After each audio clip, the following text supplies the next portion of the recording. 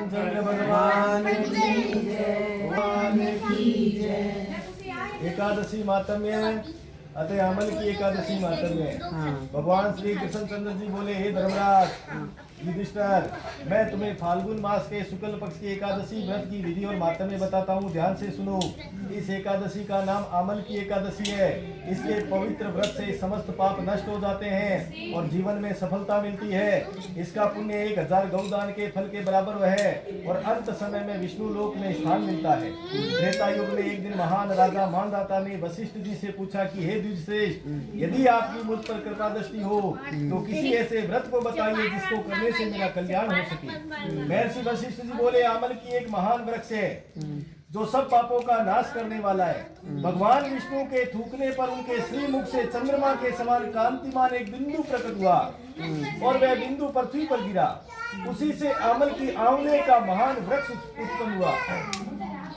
इसको सभी वृक्षों का आदि भूत वृक्ष कहते हैं। इसी समय भगवान विष्णु जी की नाभि से निकले कमल में से ब्रह्मा जी प्रकट हुए। उन्हीं से इन प्रजाओं की सृष्टि हुई। देवता, दानव, गंधर्व, यक्ष, राक्षस, नाग तथा निर्मल अंतःकरण वाले महर्षियों को ब्रह्मा जी ने जन्म दिया। उनमें से देवता और ऋषि उस स्थान पर आए जहाँ विष्णु प्रिया अमलकी का वृक्ष था। उसे देखकर देवताओं को बड़ा विस्मय हुआ। वे उत्कंठा पूर्वक उस वृक्ष की ओर देखने लगे और सोचने लगे कि प्लक्ष आदि वृक्ष तो पूर्व कल्प की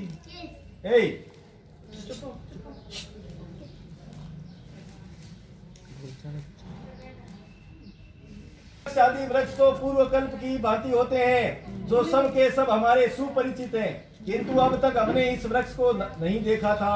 उन्हें इस प्रकार चिंता करते देख आकाशवाणी हुई, हे महर्षियों, यह सर्वश्रेष्ठ अमलकी का वृक्ष है जो विष्णु जी को प्रिय है। इसके स्मरण मात्र से गौदान जैसा फल मिलता है। इसको स्पर्श करने से इससे दुगुना और फल भक्षण करने से 3 गुना पुण्य प्राप्त होता है। अतः अमलकी का सेवन करने का ध्यान रखना चाहिए।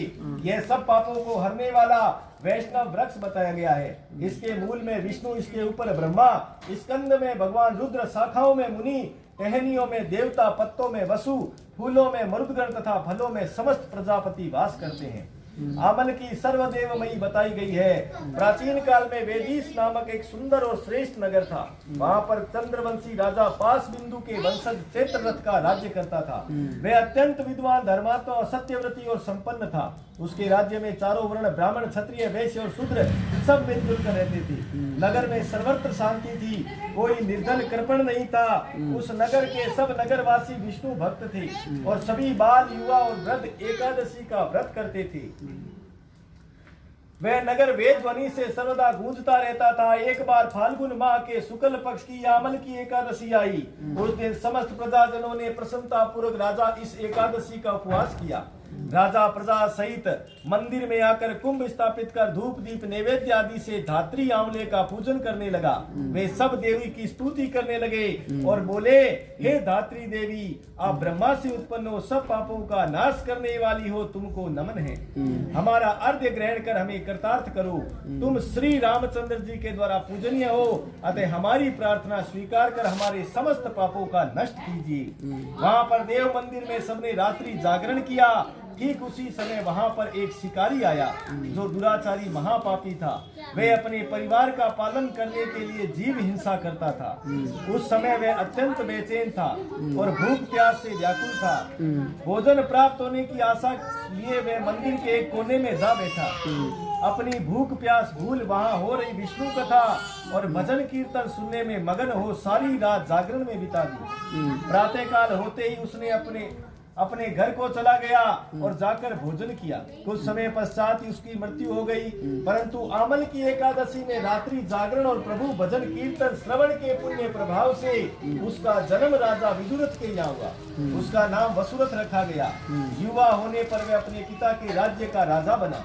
वह चतुरंगिनी सेना का भी प्रधान बन गया तथा धन धान्य से संपन्न होकर 10,000 ग्रामों पर शासन करने लगा। एक दिन नरेश जब शिकार खेलने वन में गया तो देव योग से वह रास्ता भूलकर इधर उधर भटकने लगा। रात्रि होने पर और अंत समय में थक कर एक वृक्ष के नीचे सो गया। उसी समय कुछ पहाड़ी डाकू भी वहां आ गए। डाकुओं के सरदार ने जब राजा को निद्रा में लीन देखा तो वे सब मारो मारो चीखते हुए राजा पर टूट पड़े और अस्त्र शस्त्रों से प्रहार करने लगे, परंतु उनके सारे प्रहार फूल में परिवर्तित होकर नष्ट हो जाते। डाकुओं के अस्त्र शस्त्र वापस उलटकर डाकुओं पर ही वार करने लगे। वे सब डाकू मूर्छित होकर गिर पड़े। उसी अवस्था में राजा के सुप्त शरीर से एक अत्यंत तेजस्वी दिव्य देवी प्रकट हुई, जो कि स्वयं महाकाली सी प्रतीत हो रही थी। क्रोधित होकर चक्र लेकर उन डाकुओं को मारने लगी। उस देवी ने अपने अस्त्रों के प्रहार से समस्त डाकुओं को मौत की नींद सुला दिया। जब राजा की नींद खुली तो वह वहां पर उन डाकुओं को मृत देखकर चकित हुआ और सोचने लगा कि इन डाकुओं को किसने मारा, मारकर मेरी रक्षा की है। जब वह राजा ऐसा विचार कर ही रहा था तभी आकाशवाणी हुई, हे राजा, इस संसार में विष्णु भगवान के अलावा और कौन रक्षक हो सकता है? स्वयं प्रभु ने तुम्हारी रक्षा की है। आकाशवाणी सुनकर राजा ने भगवान विष्णु को प्रणाम किया और प्रसन्नचित होकर अपने महल में वापस आकर सुखपूर्वक रहने लगा तथा राजकाज चलाने लगा। महर्षि वशिष्ठ जी ने कहा, हे नरेश, ये सब आमल की एकादशी के पुण्य प्रभाव से ही संपन्न हुआ है। फलाहार, इसमें आंवलों का सागर लेना चाहिए। आंवले से बने पदार्थ एवं दूध, आलू, फल आदि ले सकते हैं। बोलिए कृष्णचंद्र भगवान की जय, बोलिए विष्णु भगवान की जय।